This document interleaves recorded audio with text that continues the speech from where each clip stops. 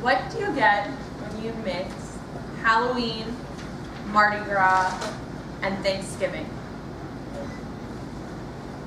Hangovers. Good guess. New Year's Eve in Ecuador. This past December, I went to Ecuador with my family, and we thought we were going on a regular vacation where you go, you see the sights, and then you come home. We had a tour guide. She was about 25, a local Ecuadorian. She really likes to give tours of the Amazon, but she was home that week with her family because it was between Christmas and New Year's. She took us to all the important places like the Old City, the Cloud Forest, and to take our pictures straddling the equator.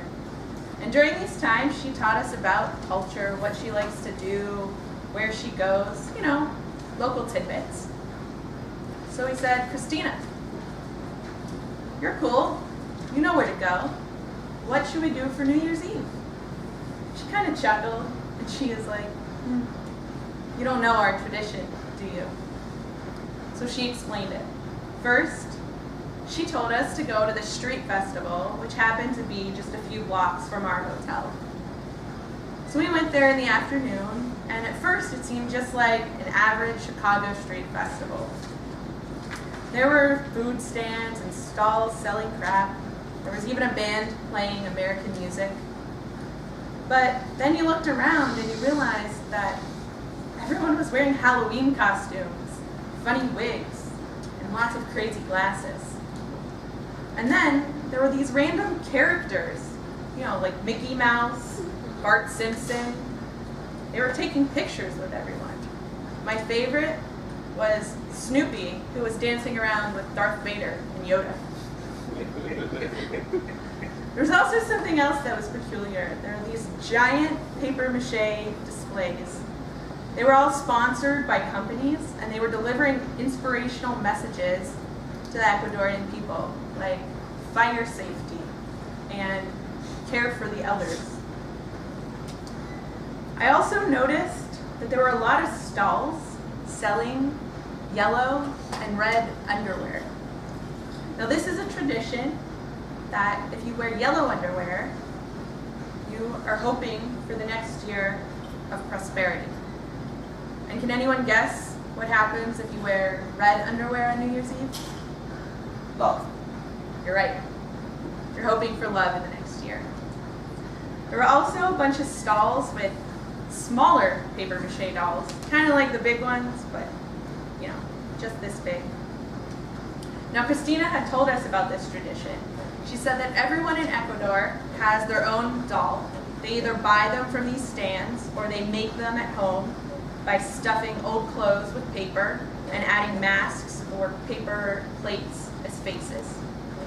And during the night, they burn the dolls to symbolize burning away all the bad things that happened in the year and starting the new year with a clean slate. But the legend continues. Each doll has a widow that's mourning for the soul of the doll that's getting burned. So all of the young boys and college-aged men run around the streets wearing drag, knocking on car windows, begging for money. And they won't let up until you give them pennies or nickels, which they later use as beer money.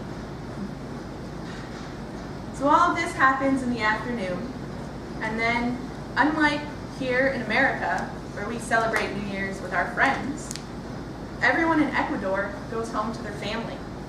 They have a big, elaborate family dinner, like we do on Thanksgiving and Christmas. It includes relatives, they eat, they dance, they play games, and they spend time together all the way up until New Year's. And just before midnight, there's this other tradition where they eat exactly 12 grapes, one for every month of the year, each grape having a specific intention or goal. My family got to participate in this because the restaurant we went to had giant bowls of grapes on every single table. Now, one thing that we didn't get to participate in happens exactly at midnight. And that's when you go in the streets outside of your house and you burn all the dolls.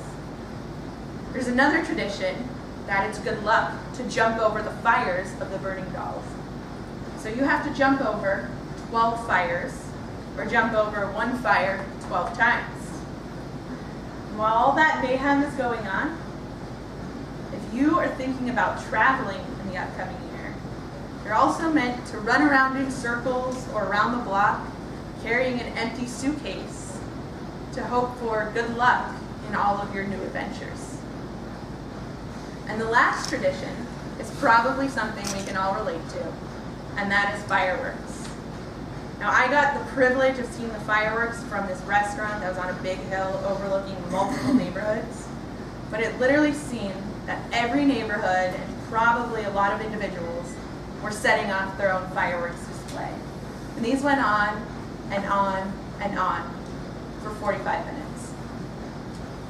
So I have one quick tip to wrap this up, and that's if you ever find yourself without something to do on New Year's Eve, go to keto. It's awesome.